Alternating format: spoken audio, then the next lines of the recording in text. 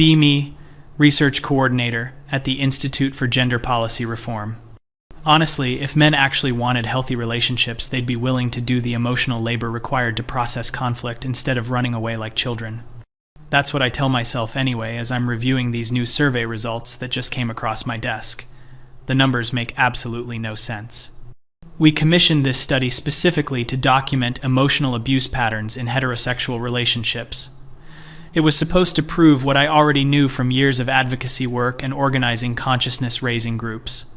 Men avoid accountability. Men refuse to engage. Men are emotionally stunted. Except these results are showing something completely different, and I can feel my jaw clenching as I read through page after page. According to this data, when asked about their ideal relationship qualities, 78% of male respondents ranked peaceful home environment as their top priority, not sexual. Availability, not domestic service, not any of the things our framework predicted. Peaceful home environment. I actually laugh out loud at my desk because this has to be bullshit. They're just saying what sounds good, right? Performing for the researchers. But then I keep reading and there's pages of qualitative responses, open-ended questions where they could say anything. And they're all saying the same thing in different ways. I just want to come home and not walk on eggshells. I wish we could have one dinner without it turning into a fight about something I did wrong 3 years ago. I feel like I'm constantly being tested, and I don't even know what the tests are.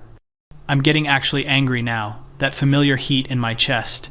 These men are painting themselves as victims, as if they're the ones suffering in these dynamics. I've spent 6 years working in this field. I've facilitated dozens of women's support groups. I've heard countless stories of male emotional unavailability and conflict avoidance. And now I'm supposed to believe that men are walking away from relationships because women create too much drama?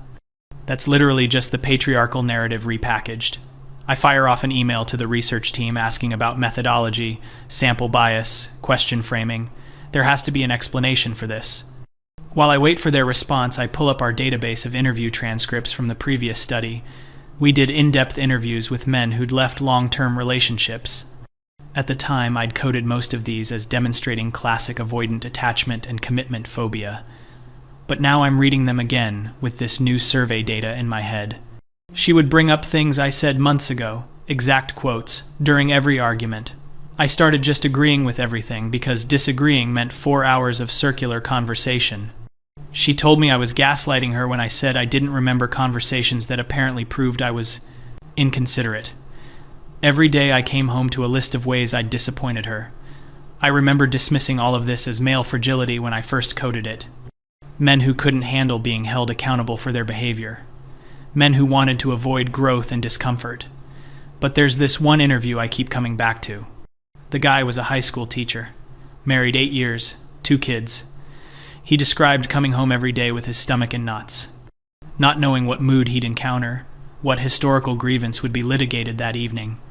He said he started volunteering for extra committees at work just to delay coming home. Said he loved his wife but felt like he was drowning. And then one day she told him that his refusal to engage with her concerns proved he never really loved her, so he left. When the interviewer asked what he was looking for in future relationships, he said, "Someone who's happy to see me. That's it, just someone who's happy to see me." I'd written in my notes, at the time, subject demonstrates entitled expectation of unconditional positive regard, regardless of behavior.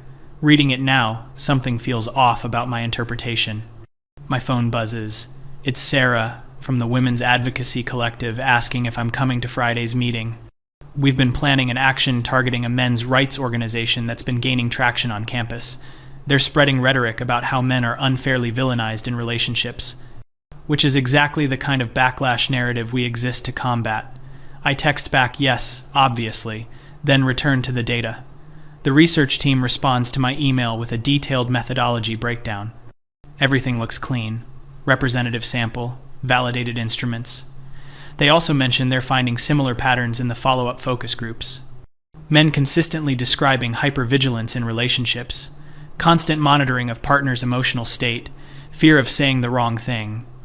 One of the researchers, a woman I've worked with before, adds a personal note, says this data has made her reflect on her own relationship patterns. She's wondering if we've been missing something important in our analysis. I feel betrayed reading this. She's supposed to be one of us. How is she falling for this victim narrative? I close my laptop harder than necessary and head to the coffee shop downstairs. Standing in line, I overhear two guys talking behind me. I just don't have the energy anymore, you know? Every day it's something new I'm doing wrong. Yeah, man. My ex was like that. Everything was a referendum on my character. Like I'd forget to text back within 10 minutes, and suddenly we're having a 3-hour conversation about my commitment issues. Did you go to therapy? We went to 3 different couples therapists. She said they were all biased because they suggested she might be contributing to the conflict. I want to turn around and explain to them why holding men accountable feels like conflict to them because they're not used to women having boundaries. But something stops me. Maybe it's the exhaustion in their voices. These don't sound like men trying to dodge responsibility. They sound tired. I get my coffee and walk back upstairs, my thoughts spinning. At my desk, I do something I've never done before. I start reading men's forums about relationships. Not the toxic ones, not the pickup artist garbage, just regular guys talking about their experiences. And it's pages and pages of the same themes. I miss feeling like my partner actually likes me. When did spending time together become an obligation instead of something we both enjoy? I feel like I'm constantly being criticized and it's breaking me down. I suggested we do something fun together and she said I was avoiding dealing with our issues. What issues? I don't even know anymore. Everything is an issue. One post has hundreds of comments. Guy asking if it's normal to feel relieved when your partner goes out of town. The responses are heartbreaking. Men describing the physical sensation of tension leaving their bodies when they have the house to themselves. Talking about how they can finally relax, finally breathe. How they spend the whole weekend dreading Sunday night when she comes back. I'm getting defensive reading this. I can feel it. My internal monologue is working overtime. These men just don't want to grow. They want relationships to be easy and comfortable instead of doing the hard work. But then I remember something. I remember David. We dated for 2 years, ended 3 years ago. He was sweet, attentive, really tried. And I spent most of that relationship pointing out all the ways he was falling short. Not because he was actually doing terrible things, but because I'd learned in my organizing work that women settle, that we accept crumbs, that we have to demand more. So I demanded more. More emotional availability, more initiative, more conscious awareness of gender dynamics. I'd come home from advocacy meetings all fired up and he'd bear the brunt of it. Every interaction became a teaching moment. Every minor mistake became evidence of deeper patriarchal conditioning. I remember once he bought me flowers and I gave him a 20-minute lecture about performative gestures versus actual emotional labor. He just stood there, holding the flowers with this look on his face. I'd felt righteous in that moment, like I was refusing to be placated by cheap romance while the real issues went unaddressed. But now I'm remembering that look on his face. He wasn't defensive or angry. He just looked sad and tired. The same exhaustion I heard in those guys' voices at the coffee shop. I shake my head, literally physically shake my head to clear the thought. I'm not doing this. I'm not going to gaslight myself into thinking I was the problem. David had issues with emotional availability. That was documented. We talked about it in therapy. Except I'm remembering now that the therapist didn't exactly say he had issues with emotional availability. The therapist suggested we were having complementary communication difficulties. And I'd insisted that was both sidesism. Pushed back until we found a different therapist who used more feminist-informed approaches. We went through 4 therapists. Wait. Those guys in line said his girlfriend went through 3 therapists because they suggested she was contributing to the conflict. I went through 4 because they weren't validating my perspective enough. No, that's different. I had legitimate concerns about male socialization patterns and needed a therapist who understood gender dynamics. But I'm opening my old journal now, the one I kept during that relationship. I documented everything because I was going to write an article about navigating heterosexual relationships as a feminist. Reading through it now, I'm seeing patterns I didn't see before. David came home excited about a promotion, but I needed to address how he dismissed my feelings yesterday by saying I seemed stressed instead of asking what was wrong. He suggested we have a relaxing weekend, but I explained that relaxing is avoidance, and we needed to process the underlying issues in our communication. He said he felt like he couldn't do anything right lately, so we had a long conversation about male fragility and how his feelings of inadequacy were deflection from accountability. Page after page of this. And I remember feeling so justified, so righteous. I was holding the line, refusing to let patriarchal patterns go unchallenged, but reading it now I'm seeing something else. I'm seeing a man who was consistently showing up, being patient, attempting to meet me where I was, and I'm seeing myself turning every single interaction into a confrontation, reframing every gesture of affection as insufficient, interpreting every human mistake as evidence of deeper problems. There's an active entry from 3 weeks before he left. David said he feels like he's walking on eggshells and can't relax around me anymore. I told him that discomfort is growth, and if he really loved me, he'd be willing to sit in that discomfort. He moved out 2 weeks later, told me he couldn't do it anymore, that he felt like he was disappearing, and I'd called him a coward, told all my friends he couldn't handle a strong woman. Wore his departure as a badge of honor in my advocacy work, proof that men will always choose comfort over growth. I'm sitting at my desk and my hands are shaking. I pull up Facebook, something I never do. I look up David's profile. He's engaged. The photos show him with a woman who's looking at him like he hung the moon, and he's smiling in a way I don't remember him smiling with me. There's a lightness to his face. They're at a farmer's market, at a hiking trail, cooking together in a kitchen. Just normal couple things. But what strikes me is his body language.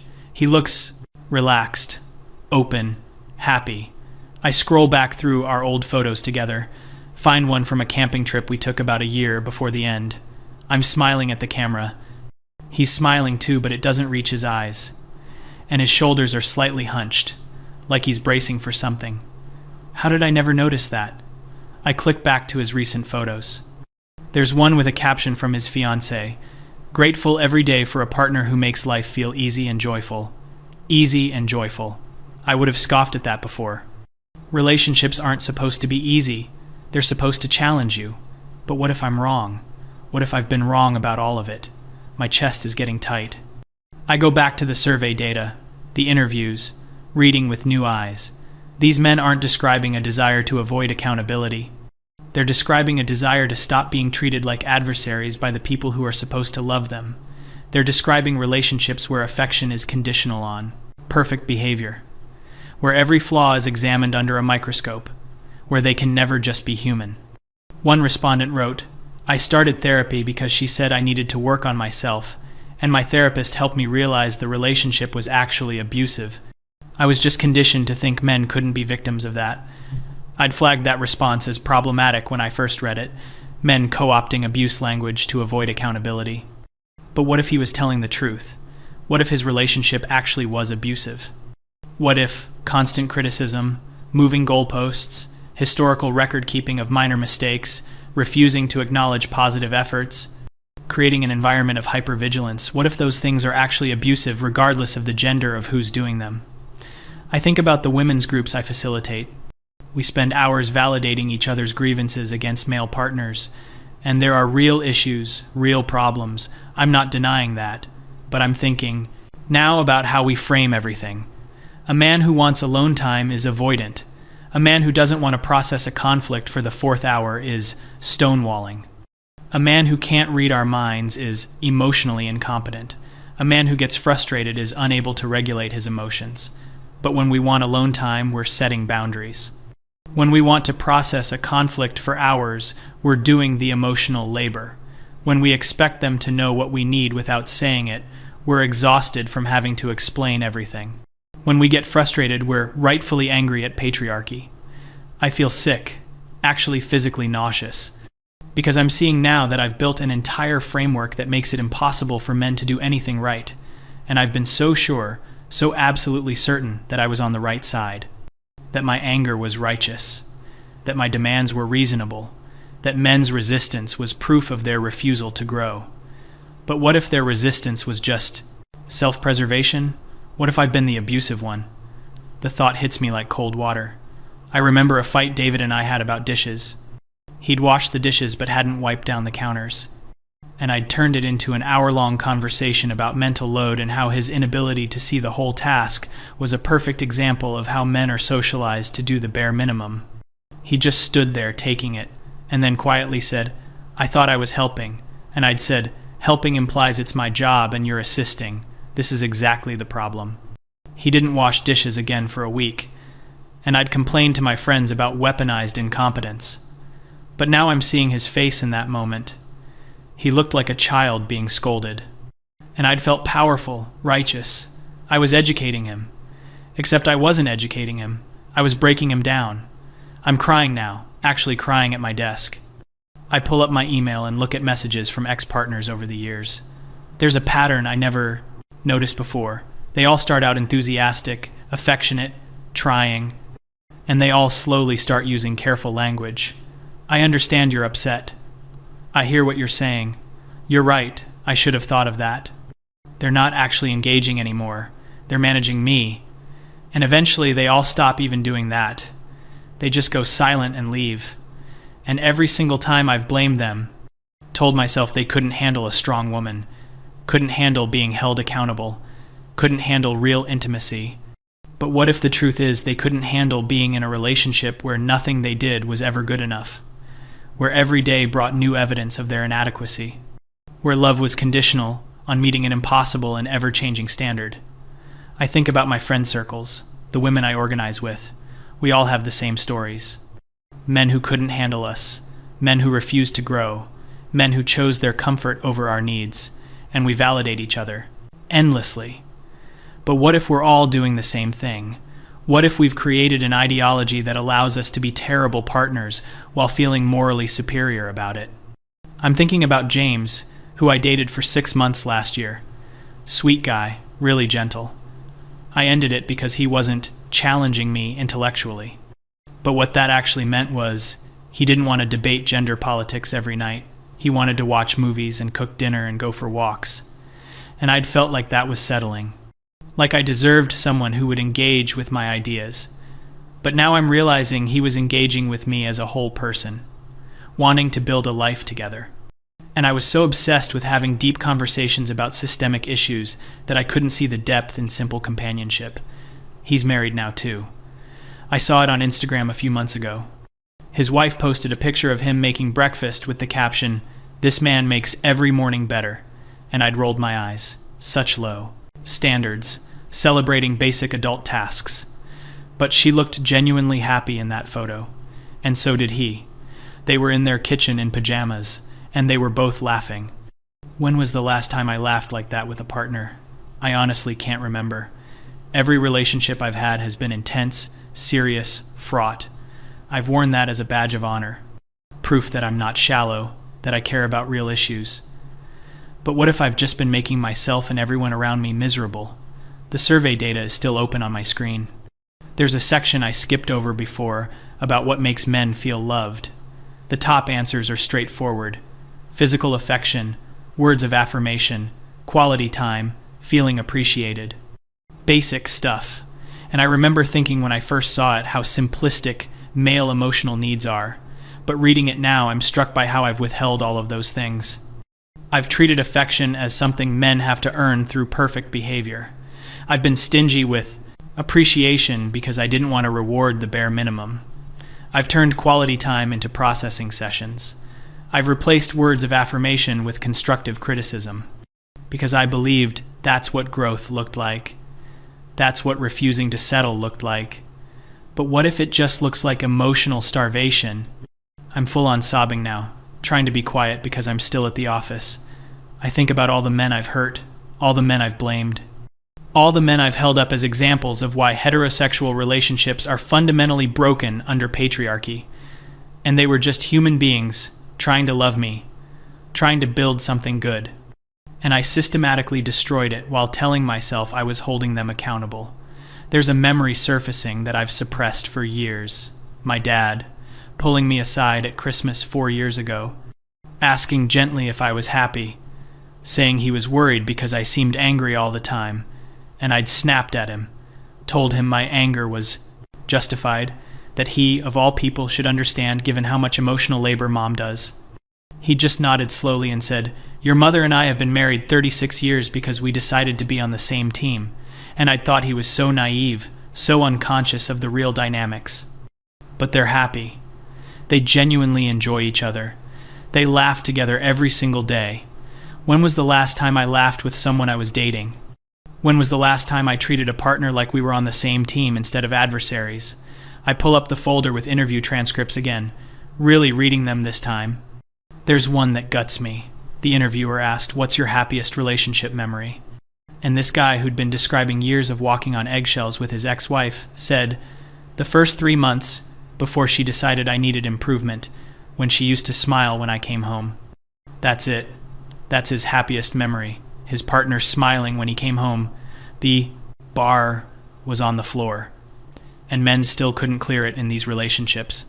Not because they weren't trying, but because the bar kept moving. Because nothing was ever good enough. Because we'd decided that acceptance was the same as settling. I think about the language I use in my advocacy work. Don't settle for less than you deserve. Require men to do the work. Hold them accountable. Don't accept the bare minimum. All of it sounds so empowering. But what if I've been teaching women and myself to be impossibly demanding? To treat their partners as perpetual improvement projects? To withhold love and approval as motivation tactics? That's not empowerment. That's just cruelty dressed up in progressive language. And I've built a career on it. I've built an identity on it. I'm supposed to go to the advocacy meeting on Friday and plan actions against men's rights groups. But what if they have a point? Not about everything. There's definitely toxic stuff in those spaces. But what if their core complaint that men are unfairly villainized and their suffering is dismissed? What if that's actually true? What if I've been part of the problem? I'm hyperventilating now. My whole worldview is collapsing. Everything I've believed about relationships, about gender dynamics, about men, it's all built on a foundation of assumption that men are the problem. That male resistance to our demands is proof of their dysfunction. That if relationships fail, it's because men won't do the work. But what if the work we're demanding is impossible? What if we're creating relationships where men are set up to fail? I think about my mom's advice when I was younger. Be kind to whoever you're with, that's the secret. And I dismissed it as her generation's internalized misogyny. Women being taught to be nice and accommodating. But maybe kindness isn't accommodation. Maybe kindness is just basic human decency.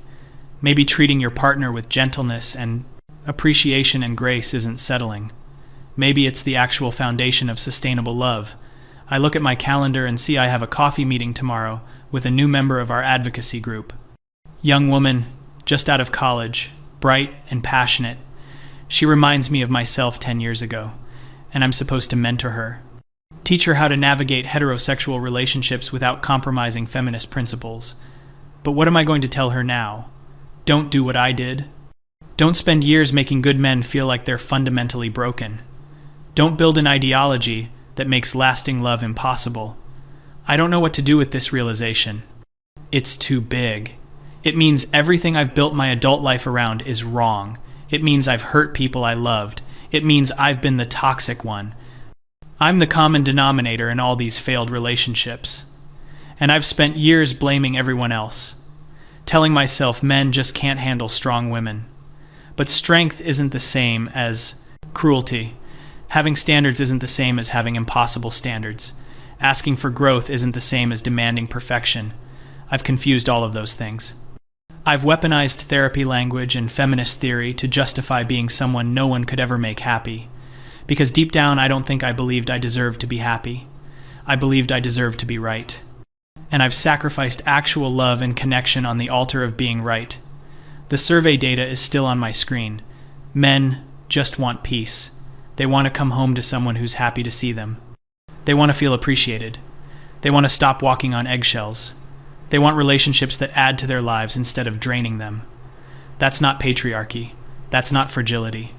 That's just basic human need. And I've been treating those needs as evidence of dysfunction. I need to cancel the Friday meeting or go and say something completely different than what's planned. I need to rethink everything. I need to apologize to so many people, starting with David and James and the others whose names I can barely think right now because the shame is overwhelming. I was so sure, so absolutely certain I was fighting the good fight, that my anger was righteous, that I was on the right side of history. But I've just been someone who made the people who loved me miserable, and called it activism.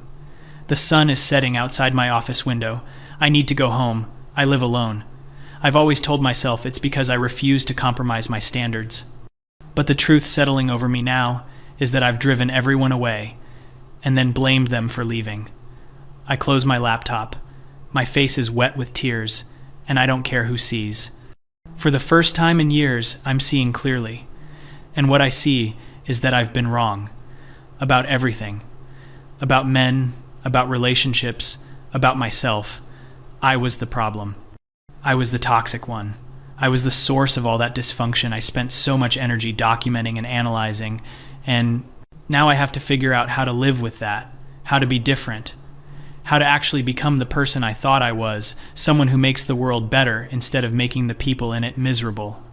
I don't know if it's possible to change this much, to unlearn this many patterns, but I have to try, because this anger, this certainty, this righteousness, it hasn't made me happy.